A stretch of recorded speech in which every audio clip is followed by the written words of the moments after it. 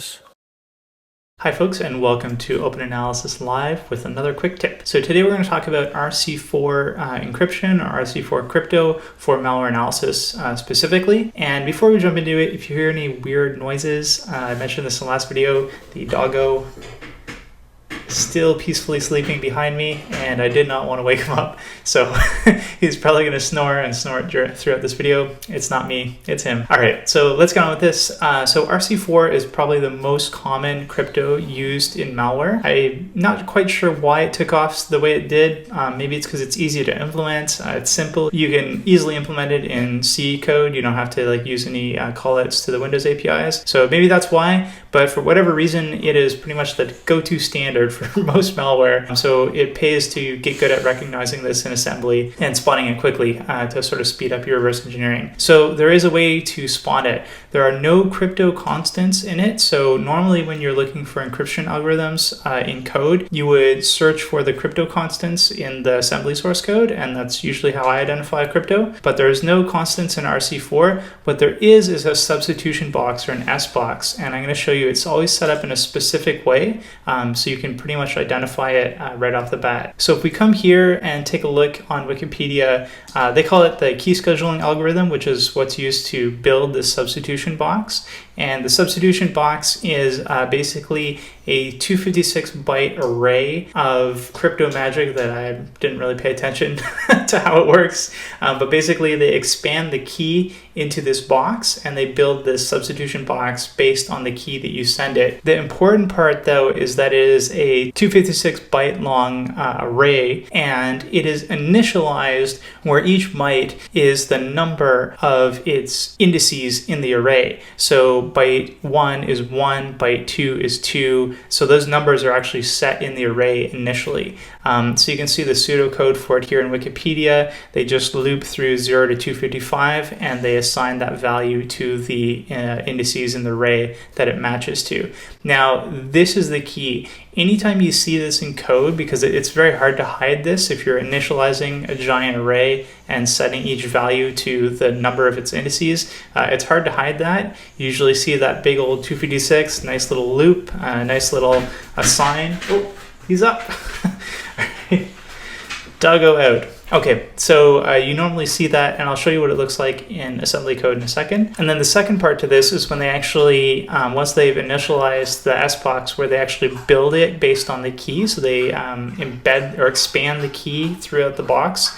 I'm using the wrong terminology, I'm sure. There's some crypto nerds who are going to comment below, but I'm doing my best here. So basically, the second part here is you're going to have the key modded by its key length, and then modded by 256 and assigned to some value in that S box. So that's the two components that you're going to look for in assembly. Now, this might not make a lot of sense to you here, just talking about the theory. So I'm going to show it to you in IDA, and you should be able to spot, okay, this is like some pattern that I can recognize going forward. So the way it looks in IDA, let's pop this up, is it looks like this. Here we have an algorithm that's implementing RC4.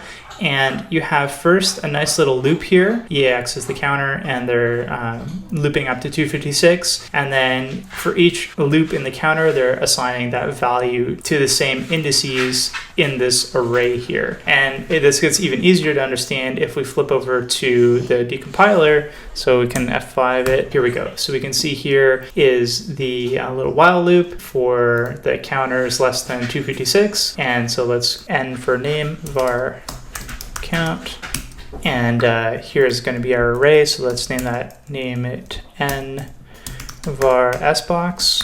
Okay, so this is looking a little bit better, right? So we can now see this is the initialization. And again, this code right here, it sticks out like a sore thumb after a while. Anytime you see that, you're going to see, okay, I should probably take a look at this, especially if there's going to be some crypto from other contexts from your reversing. Then anytime you see this, usually, it's probably going to be RC4. You should probably try it out. And I'll show you the fastest way to do this in just 1 second. So the second part here, you don't see any mods So that's the modulus. You don't see any modulus with a while loop for 256. So let's figure out what they're doing with this S box.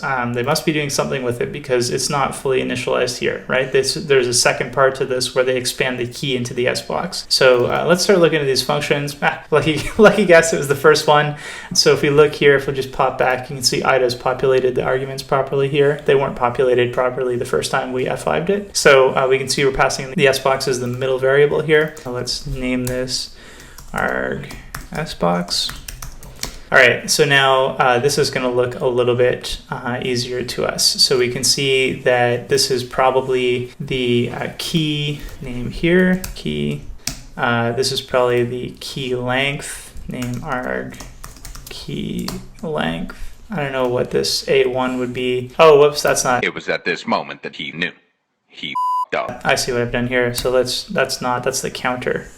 So this is probably the key here, name arg key. So what they're doing here is they have a count and they're modding it by the key length so that that counter doesn't count past the end of the key. And then we have this mod 256 on the end. So again, without going through this in too much detail, it's pretty easy to see that it looks a lot like this initialization in the first function we showed you, and then this sort of thing here where they're initializing it. So this is what I was looking at. Here's the counter mod the key length, and then we're using that to specify an indices in the key array. So let's flip back to IDA here. So this looks like RC4. So what we can do is, since we figured out this is the key and the key length, we can pop back to that other function. So we know the first argument is the key, the last one is the length. So let's pop back here. First one is the key, and next one is the length. And this helps us determine what's going on with this function here. So we can see this function, which actually looks like it's doing the RC4 crypto. The first argument is the key, second one is the length. What do you think the third and fourth ones are? Probably data and length, right? Now, this is another important pattern to remember.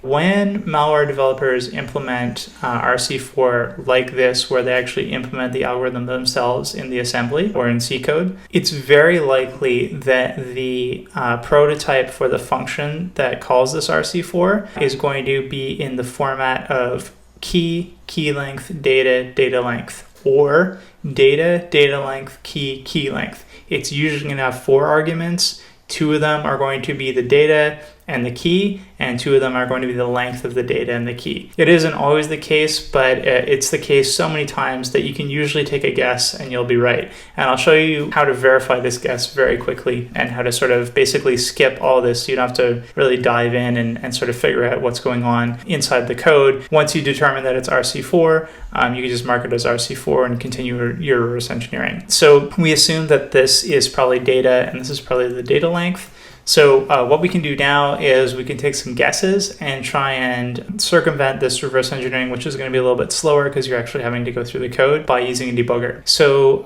let's open this sample in a debugger, and what we'll do is we'll set a breakpoint on this function here. We'll check the inputs, these 4 arguments that are being input or passed to the function, and we'll just test them out with my favorite tool, CyberChef, which can do some RC4 for us in the browser. And if it is RC4 and this is the data, then we should be good to go. We can mark this as RC4 and move on. So what I'm going to do now is I'm going to use the N command to mark this as maybe underscore RC4. And I'm going to flip this back to the text view here. So this is our function here. I'm going to just right click text view so I can see the offset addresses. And let's load this up in our debugger, put a breakpoint on this address here, and see if we can't prove that this is RC4. Okay, so let's open up our debugger here, copy our sample in, and we will run to get to the entry point here. Control G to go to that address. I'll just paste it, go to it, right click, set a breakpoint, and I'll just run till I get to it. All right, so I got to it, and remember that arguments are pushed onto the stack. So we have the first argument here is going to be the key, as we determined. The second one is key length, then maybe data and maybe data length. And if we actually look at these values, this is going to be a pointer somewhere in memory, and this is going to be the length. 32 hex, so 50 decimal is looking like a pretty decent, that looks like a length, right? It looks like we got this right here. FCA, that looks like a pretty large piece of data, but that still could be a length.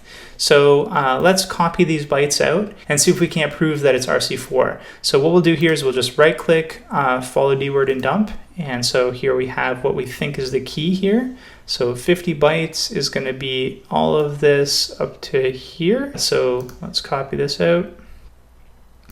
And of course, there's a better way to copy stuff from RC4 debug, but I don't remember. I don't think I have the plugin for it. So we will have actually copied this extra stuff. We can just figure it out in CyberChef. So let's pop over to our browser here, open up CyberChef.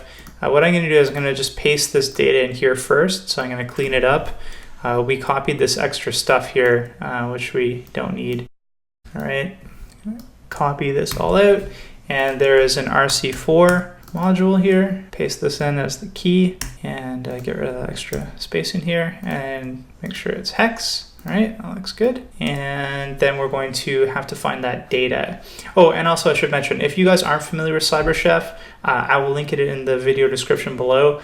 It is an awesome online tool that just has tons of different like crypto compression, formatting options, all kinds of stuff in here. You can do it all live in the browser, as I'll show you here. And then you don't have to mess around with writing your own code when you're just trying to test stuff out quickly. So it's a super useful tool. I think everyone's probably mostly aware of it now. But if you're not, definitely check it out. It's pretty cool. So let's pop back to our debugger here. And we want to grab what we think is the data, so key length data, and follow dword and dump. Now, of course, I'm not going to grab all those bytes. I'm just going to grab a couple bytes to see if this looks like something worthwhile decrypting. So, of course, we don't have to, if we grab everything, it's probably, it's too much. And if we get it wrong, it's not worth trying to do all the fix up and everything for it, as I'll show you in a second here. So let's copy this out, go over to CyberChef. Paste this into the input, and we have to do a little bit of fixing up here as well. So let's fix this up here. We're also going to, once we fix this stuff up, we're going to have to tell CyberChef what the input format is, because it takes all kinds of different stuff. It could be a string, UTF-8 string, UTF-16 string, it could be anything. It could be hex. So what we're going to do is we're going to say input format is hex, and hey, look at that. Ooh, that's a bingo. This looks interesting to me here. Now, if you guys aren't familiar with UTF or wide string encoding, so I've gone over this in some other videos, but basically in the Windows operating system or just in general, there's really two different string formats that you can have. One is ASCII and one is wide or UTF encoding. Now, ASCII just looks like regular strings, as we're all familiar with it. Wide strings, however, are 2 bytes per character instead of 1 byte. And the way that they're displayed is there is a 0 byte in between each character. So you can't tell that that's a null byte, but if I was to change the format, the output format to hex, you could see that there's these 0 bytes in between each character, right? So anytime you see that, it looks like a word in here, but there's a bunch of like null characters, you can actually just add an extra UTF, do a decode text and decode it as UTF-16 LE, and it will fix this up for you. So it looks like we have probably the URL that was encrypted in the malware, and this malware is actually the thing that we're going to take a look at in our next video. So I don't want to give away any spoilers about what's going on here, but we know that this is RC4 because we've proved it by decrypting this using the data that we saw in the debugger, and we've also proved that the 3rd and 4th arguments are the data and the length of the data. So let's go back to IDA and finish our annotation here. So let's go back to our pseudocode. It's a little bit easier. So let's name this as RC4 crypto, all right, because we've proved it. And let's rename this name arg data and name and arg data length. All right, there we go.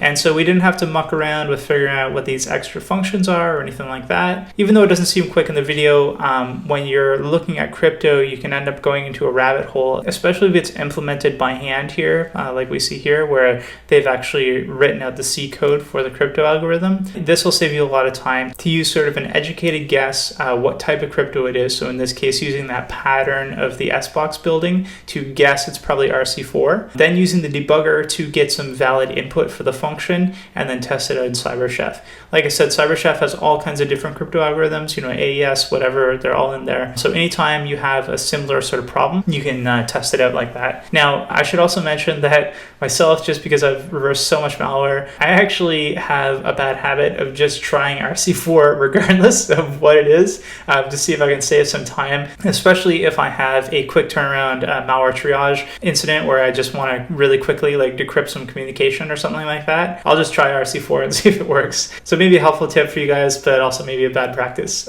Look for the S-box first, and if you see it, then try RC4. So there we go. Hopefully this will be helpful for you guys, and definitely for the next video coming, this will be useful. And if you guys are interested, I will also link to the Wikipedia article on RC4 below. It is very simple, straightforward crypto algorithm, and like I said, it's used everywhere. So it's definitely going to help to recognize these patterns and be able to pick it out quickly out of assembly or disassembly. So until next time, keep exposing the mechanics behind the malware. Stay curious.